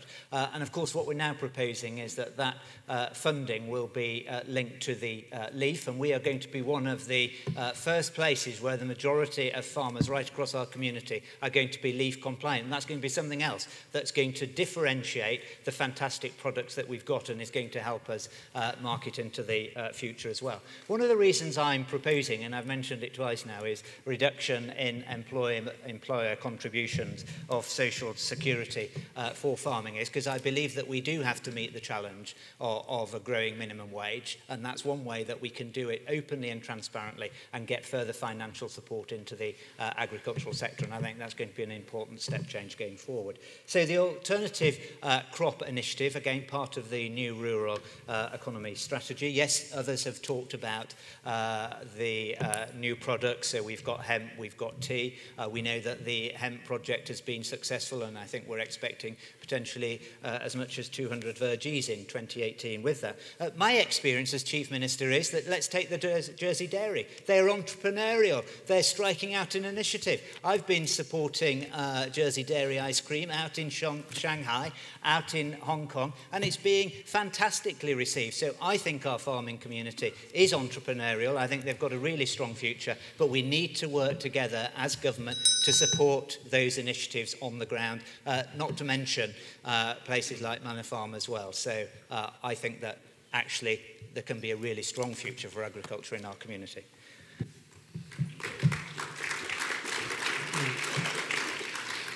Stevie Ocean.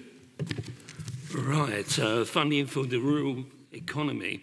I would support an increase in this wholeheartedly, and new concepts. Now, back in 1990s, I had an idea that we could use the Jersey Royal and turn it into a crisp. I actually got in contact with the Royal Jersey Company, and I was told I was raving mad. 2 years ago, when I stood in the senatorial by-election, I fielded this again. Now, this is diversification, and this is what we're talking about here. Another string to the bow. People might think that this is a joke. It's not. You think about this seriously, and it could happen. This is one of the ways that the funding could be increased and supported. People said to me, oh, it's going to cost a fortune for the equipment. It's going to cost this, it's going to cost that. At the end of the day, if you don't speculate, you don't accumulate. And as far as that is concerned, that is something that we could look at in the future. I mean, as far as I'm concerned, we could have a local flavours as far as that is with the Jersey bean crop, for example. I even came up with a pun, which was Jersey Royal potatoes, the crowning Jersey Royal crisps. Thank you very much. Sam Mezack.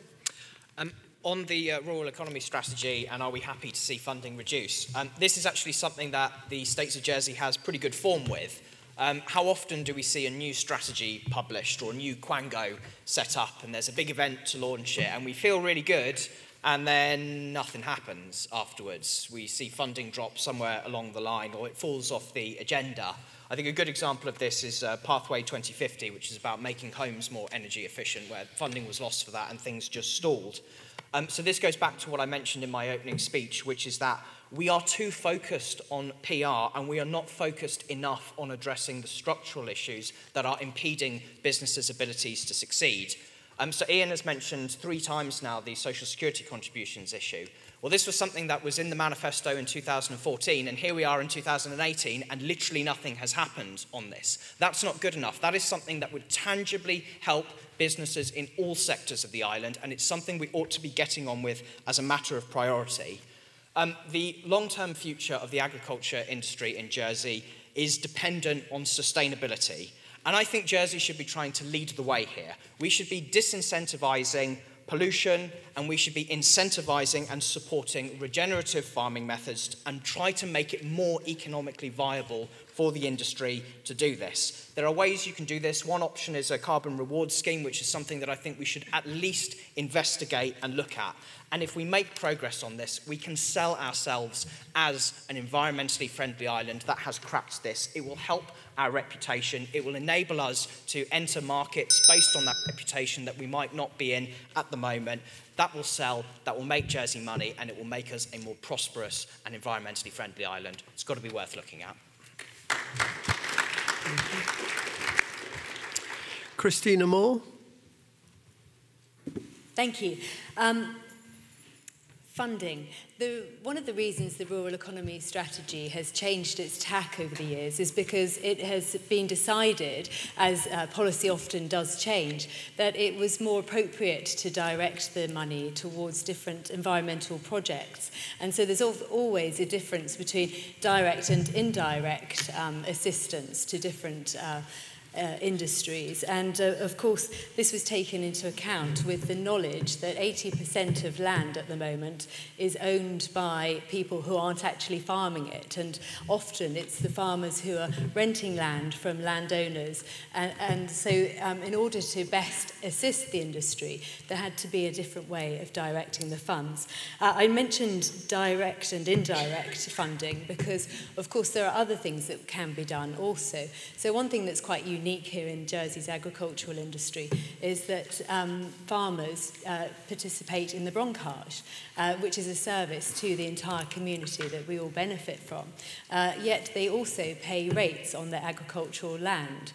And I would be quite keen to investigate removing that rate on agricultural land in order to give back something to those farmers who, as custodians of the countryside, undertake the broncage twice yearly for us all. In terms of new products, I'm aware that the dairy, as the Chief Minister's mentioned, is absolutely going great guns at the moment and investing and increasing its productivity, reaching out to other countries and indeed selling more and more produce there very successfully. Just last year, a new product, Sleepwell, was introduced, and I think that's selling extremely well and just shows the ingenuity and the vast ideas that we have here in our community and an ability to sell to the world.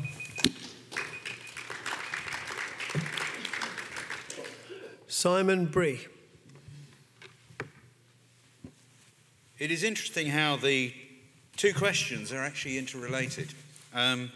Firstly, if we look at funding for the rural economy, would I support an increase in funding? Most definitely yes. I feel that farming has actually over the years been let down by successive governments, in so much as there hasn't been a need, as far as government felt, for farmers to be subsidised. You're all independent, you're all businesses, you should stand or fall. Well, that's wrong, because farming in Jersey is completely different to anywhere else in the world. Costs are higher, land is restricted, and competition on the overseas markets for products is very, very difficult. It is important, however, that we do look at new crops, and I say that because over a long period of time, the intensive farming methods used, particularly to grow the Jersey Royal, have caused a lot of problems with the soil. We do have a PCN problem, but farmers need to have a crop that is economically viable. You can't ask a farmer to grow something that makes him no money, or actually costs him money because of the wages required to grow it. So government does have a role in actually supporting the introduction of new crops.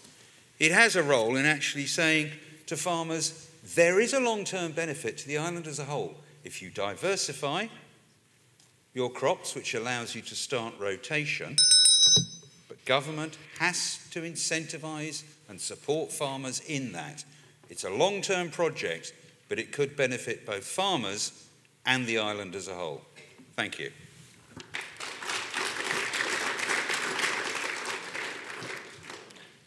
Steve Pallett.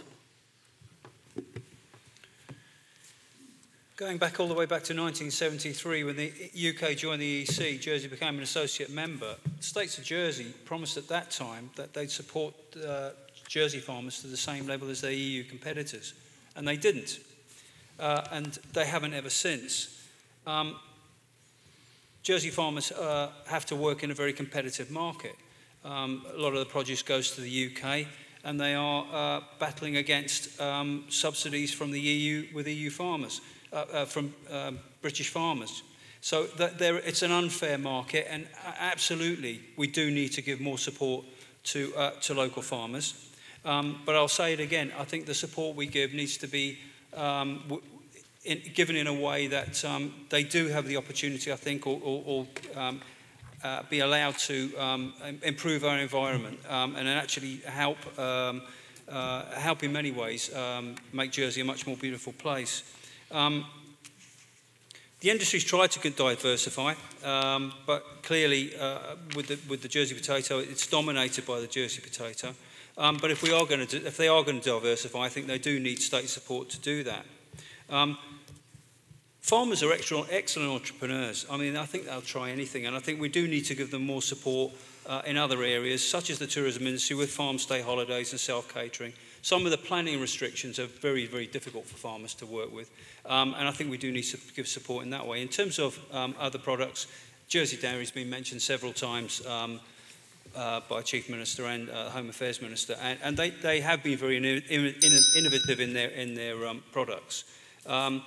But in terms of, a comment was made about civil servants. Civil servants are very supportive, but they need to act professionally. But they do build up interracial relationships when they're away, and I think we need to support them when they're doing that. But we do need to support our farmers getting back to funding. We do need to support them. Moz Scott. Hi, I'll stand up this time. I suspect some people didn't see me last time I spoke. I think it must be galling to see so much money that's been wasted that could have gone on farming. And I wish that I could say, if I got elected, as soon as I got elected, I would actually support more funding for farming. But I have a bit of a problem because I'm hearing that I need to look at another 250 million of extra expenses that need to be covered out here. So I'm not going to make false promises to you, but I do believe that there is a way of actually making more money go in the right places. You look at the rural economy strategy, and it's a wish list. it's not particularly clear in its vision, and I think if it's more focused in terms of how it's going to support farming, you actually can focus the money better too. And also, I've been supporting tax reform. There was a time when farmers didn't pay harbour dues, now they do. Rates, also paid by farmers. So I think there are ways of actually getting that money that I will support. What agency to promote the new products? There are success stories in farming, in Jersey farming, and there are people farming other things other than potatoes and milk. You've got pigs. I had a conversation with somebody who's retiring from dairy to focus on Aberdeen Angus cows. You have eggs. You have people who've actually found ways of marketing, promoting their products, who actually, when I've said to them, well, you've actually got a success story, will you share this? And they're happy to. A retired farmer who actually did make money from this. I think that this needs to be more of a kind of collaboration of this knowledge, local knowledge, and we could actually be stronger together. Thank you. Gino Rizzoli. I will answer those two questions, but I really must address accountability again. Now, I want you to be clear. I want you to be clear that without detailed financial accountability of state spending, yes, let me answer the question my way. Unless you have clear accountability of finance, there is no accountability in politics. Unless you have financial accountability, you just as well walk now. Now, I've said that. Now, when it comes to support for the farming, if you'd listened to me 15 years ago, right, you wouldn't have needed to ask for support. You would have already got it. Financial accountability means completely changing your representation and introducing integrity into the system. I don't know how I'm going to put that into your minds, but it is truth. Financial accountability is truth. It changes your representation, and then you'll be able to allow different politicians, different representations, people that really know what they're talking about, to bother to enter into politics, because people that understand politics run a mile. And the second thing is, if you're talking about crops, now that is your job. Your farmers, diversifying and looking after your industry is your job to cultivate different markets. We're here to support that. But it is primarily your job, and we are here to support. And accountability, without it, find the door. Linden Farnum. Thank you. I agree. We have a disappointing history of financial support to the agricultural sector. Sometimes we tend to know and focus too much on the cost rather than the value of the farming industry. But in the last 3 years, we have stopped the decline in funding. And I very much hope that looking ahead, the next government and the next States Assembly will see fit to start increasing funding again to a more acceptable level. This rural economy strategy seeks to link environment and farming more closely together. And I think if we follow that route, that is a good thing. Jersey could be one of the first jurisdictions in the world to have the majority of farms producing food to this high standard, and I think that is something worth pursuing and continuing to invest in. Of course, alternative crops. We've already heard this evening that hemp has shown a promising start. And we also have the first honey berry orchard in the British Isles at Howard Davis Farm. Now, these are small beginnings, but there is potential there, and we must pursue that. We're promoting farming more now with the establishment of Farm Jersey. They're part of Jersey Product Promotions Limited and work alongside Genuine Jersey, and there are opportunities there to promote our products, not just internally, but in international markets as well. But despite the challenges we face, we should all be extremely proud of our industry and our products. We have the finest products in the world, and despite what else we're trying to do with the industry, we must never lose sight, and we must continue to focus on what we're really, really good at. Thank you. John Lefondre. Thank you. Would I support the rural economy? Yes, of course, everybody will. It seems to me that one of the sources of funds that we should be using is what we call the Economic Productivity and Growth Drawdown provision, because that does facilitate the adoption of new technology across the sectors in Jersey. That's direct from state's policy. So there is some funding available if we want to put some stuff in.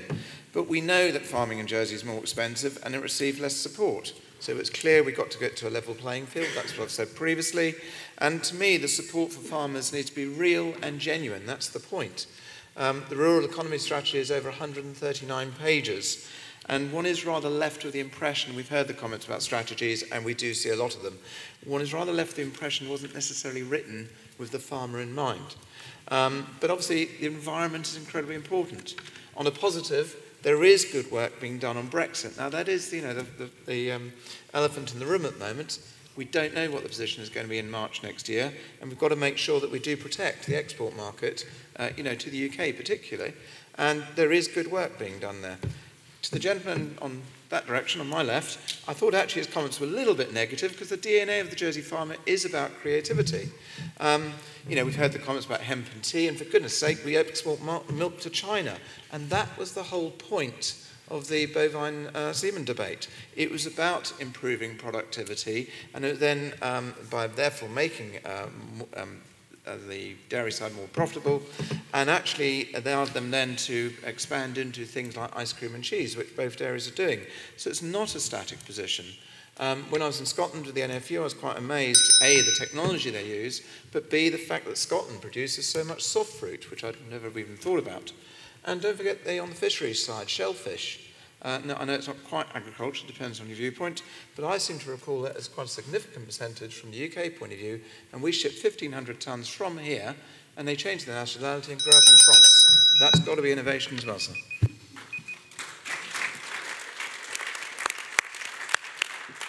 And finally, Frank Luce. Really, we keep on going round in circles, don't we? It's a case of the government listening to the people, or in this case, listening to farmers. 50 years ago, probably the majority of the politicians in the States were farmers. Finance didn't exist. Unfortunately, that's changed. Finance has taken over. It's the God. It's the everything. And basically, the states have lost interest or forgotten that we have an agricultural industry. It's down to the politicians to listen to what is going on in the farming community. We're a very, very small island. It's very direct. You can always see Phil on the road, or Bert, or whatever it may be, or go down to the Farmer's Inn, have a few pints one night. It's a very small island. It's a case of political will. If the politicians in power are disregarding farmers, then it's for farmers to make themselves heard. We must play to our core quality products, and they are the spud and the milk, and we should promote those as they have done with Jersey Dairy, with the ice creams and milk to all over the world. And in fact, with the seafood, a good friend of mine is one of the biggest exporters of shellfish in the island. Tonight there will be people in Moscow eating Jersey lobster and Jersey crab. Let's play to our core products and let the politicians listen to farmers. They need support. It's not a level playing field. We're too small. We cannot compete in a market that is so big where everything is dictated to by supermarkets and large food chains. So really listen, back to listening. Thank you. Well, I see that it's after 9:30, so alas, I think the clock has beaten us and we don't have time for any more questions. Nevertheless, I hope you found tonight useful in getting to know your candidates better. And on behalf of everybody, of the audience and the society, I'd like to thank the candidates for coming out tonight, and I'm sure you'll show your appreciation.